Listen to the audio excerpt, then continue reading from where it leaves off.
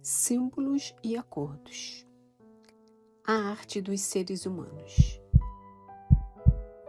Durante todos esses anos em que crescemos, fazemos inúmeros acordos com nós mesmos, com a sociedade e com todos à nossa volta.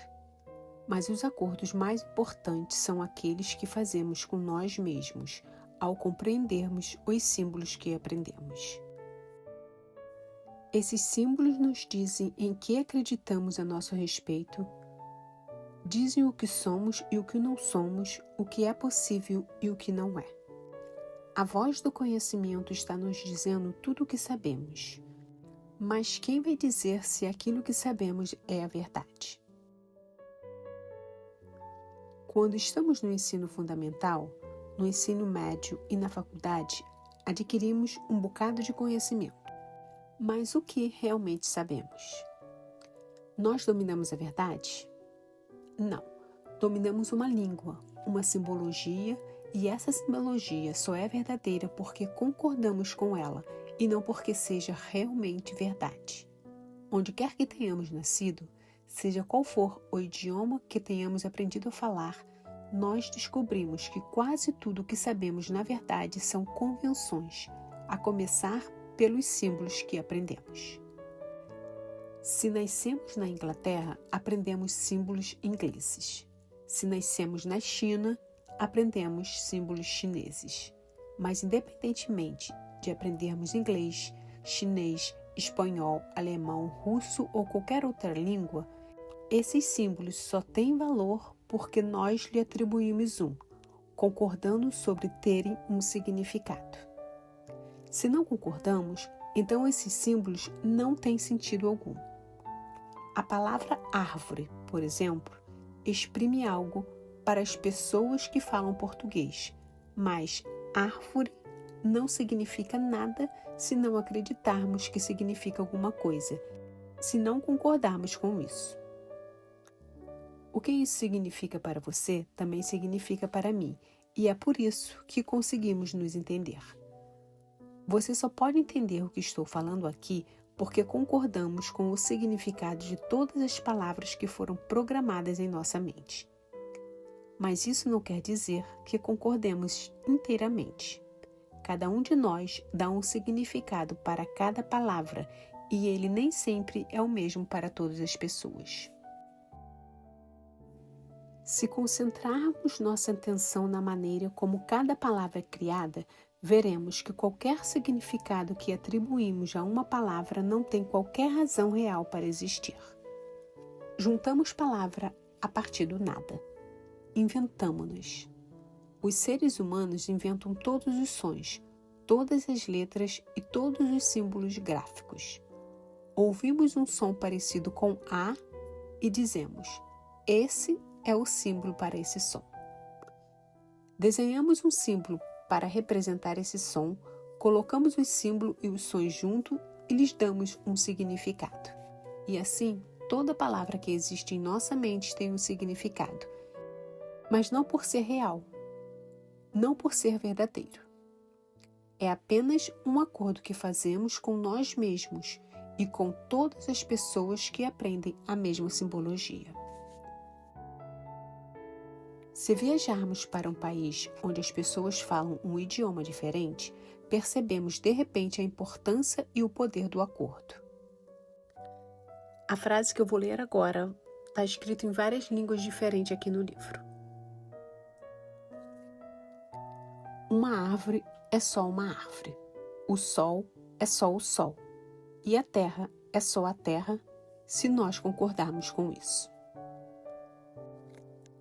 Esses símbolos não têm qualquer significado na França, na Rússia, na Turquia, na Suécia ou qualquer outro lugar onde as convenções sejam diferentes. Se aprendemos a falar português e vamos para a China, vamos ouvir as pessoas falando, mas não vamos entender uma palavra do que estão dizendo. Nada faz sentido para nós porque não é a simbologia que aprendemos. Muitas coisas são estranhas para nós. É como estar em outro mundo. Se visitarmos seus locais religiosos, descobriremos que suas crenças são completamente diferentes, assim como os rituais e que suas mitologias não têm nada a ver com as que aprendemos. Uma maneira de entender sua cultura é aprendendo os símbolos que eles usam, ou seja, sua linguagem. Mas se aprendermos uma nova maneira de ser, uma nova religião ou filosofia, isso pode entrar em conflito com o que aprendemos antes. Novas crenças se degladiam com as antigas e a dúvida não demora a surgir. O que está certo e o que está errado? Será que é verdadeiro o que aprendi antes? Será que é verdade o que estou aprendendo agora? Qual é a verdade? A verdade é que todo o nosso conhecimento, e isso quer dizer 100% dele, não é nada além de simbolismo ou palavras que inventamos para a necessidade de entender e expressar o que percebemos. Cada palavra em nossa mente e nesta página é apenas um símbolo, mas todas têm o poder da nossa fé porque acreditamos em seu significado sem qualquer dúvida. Os seres humanos constroem todo um sistema de crenças a partir de símbolos. Criamos todo um edifício de conhecimento. Então, usamos tudo o que conhecemos, que não passa de simbologia, para justificar aquilo em que acreditamos, para tentar explicar primeiro para nós mesmos e então para todos à nossa volta a maneira como nos percebemos, a maneira como percebemos todo o universo. Se tivermos essa consciência, então será fácil entender por que todas as diversas mitologias, religiões e filosofias do mundo, todas as diferentes crenças e maneiras de pensar não passam de acordos com nós mesmos e com os outros seres humanos. São criações nossas, mas será que são verdadeiras? Tudo o que existe é verdadeiro. A Terra é de verdade. As estrelas são de verdade. Todo o universo sempre foi de verdade. Mas os símbolos que usamos para construir o que sabemos só são verdadeiros porque nós estabelecemos isso.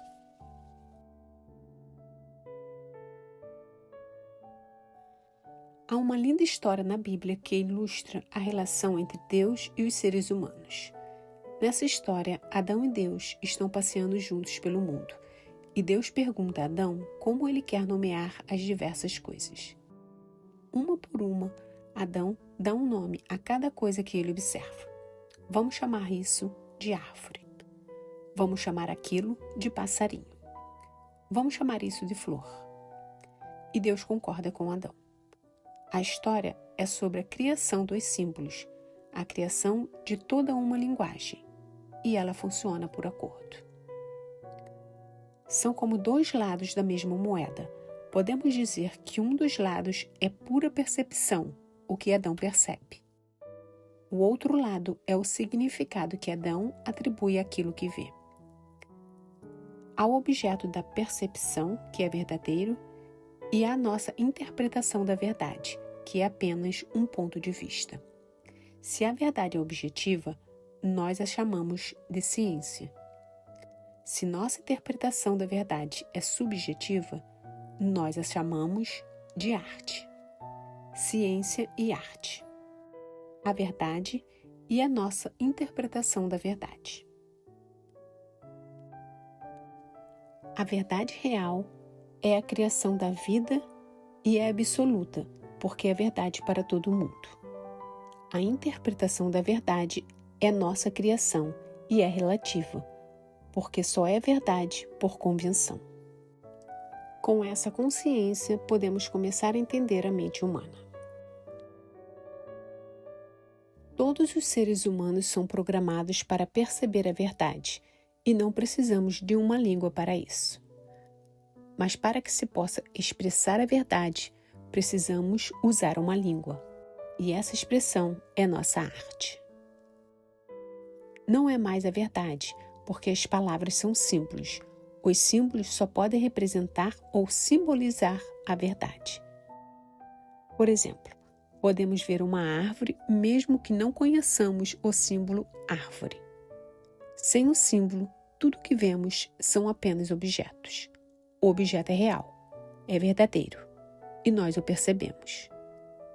Uma vez que o chamamos de árvore, estamos usando a arte para expressar um ponto de vista. Ao utilizar mais símbolos, podemos descrever a árvore. Cada folha, cada cor. Podemos dizer que é uma árvore grande, pequena, bonita ou feia. Mas seria verdade? Não. A árvore continua sendo a mesma árvore. Nossa interpretação da árvore dependerá de nossa reação emocional à árvore. E a nossa reação emocional vai depender dos símbolos que nós utilizarmos para recriar a árvore em nossa mente. Como você pode ver, nossa interpretação da árvore não é exatamente a verdadeira, mas um reflexo da verdade. E esse reflexo damos o nome de mente humana. A mente humana não passa de uma realidade virtual, ela não é real. O que é real é de verdade. O que for verdadeiro, o será para todo mundo. Mas a realidade virtual é nossa própria criação, é a nossa arte. E só é verdade para cada pessoa. Todos nós, seres humanos, somos artistas. Todos nós. Cada símbolo, cada palavra é um pedacinho de arte. Do meu ponto de vista, e graças à nossa programação, nossa maior obra de arte é usar a linguagem para criar uma realidade virtual completa dentro de nossa mente.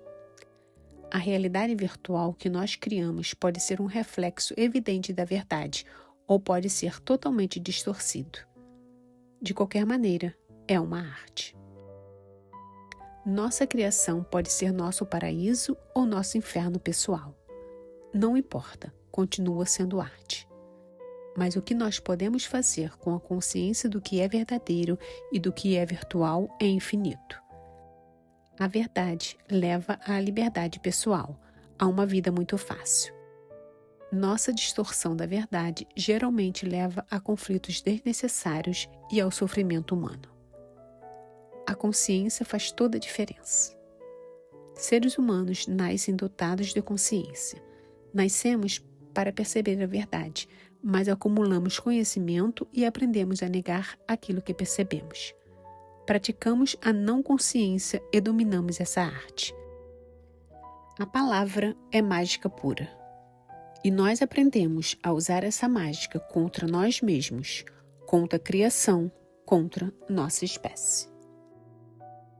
Ser consciente significa abrir nossos olhos para enxergar a verdade.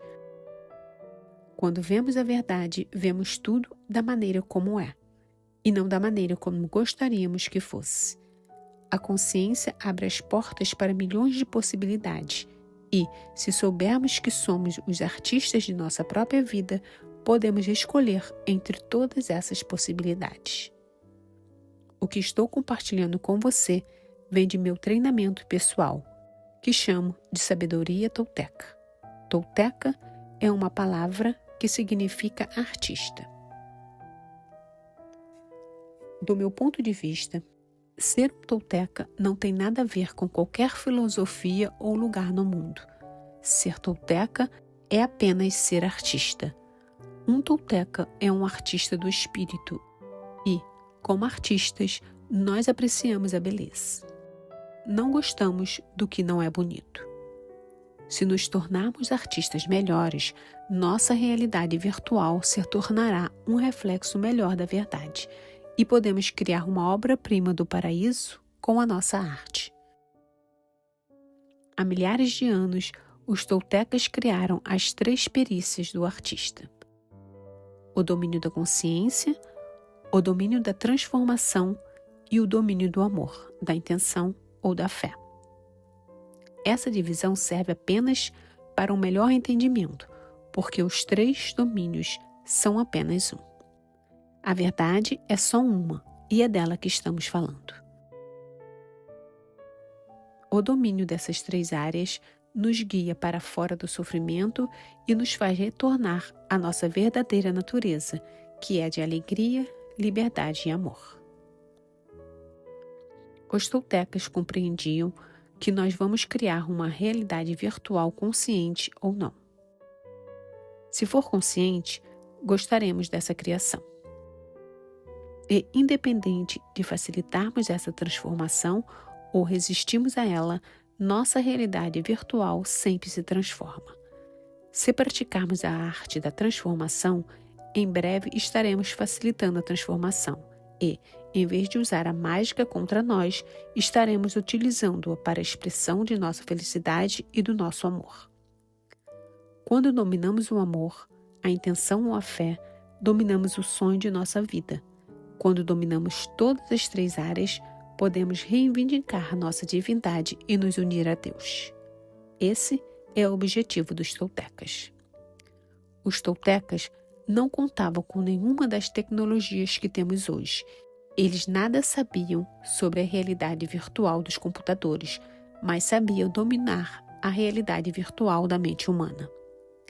Esse domínio exige o controle total da atenção, da maneira como nós interpretamos e reagimos às informações que percebemos no nosso interior e do mundo exterior. Os toltecas compreendiam que cada um de nós é exatamente como Deus, mas em vez de criar, nós recriamos. E o que recriamos? Aquilo que percebemos. É isso que faz a mente humana. Se pudermos entender o que é a mente humana e o que ela faz, poderemos começar a distinguir a realidade verdadeira da realidade virtual ou a percepção pura, que é verdadeira, da simbologia, que é a arte. O autodomínio está totalmente relacionado à consciência e parte da autoconsciência. Primeiro, para se estar consciente do que é real, e para então se ter consciência do que é virtual, que é o que nós tomamos por realidade. Com essa conscientização, sabemos que podemos mudar o que é virtual mudando aquilo em que acreditamos. O que é real não pode ser mudado, e não faz diferença aquilo em que acreditamos.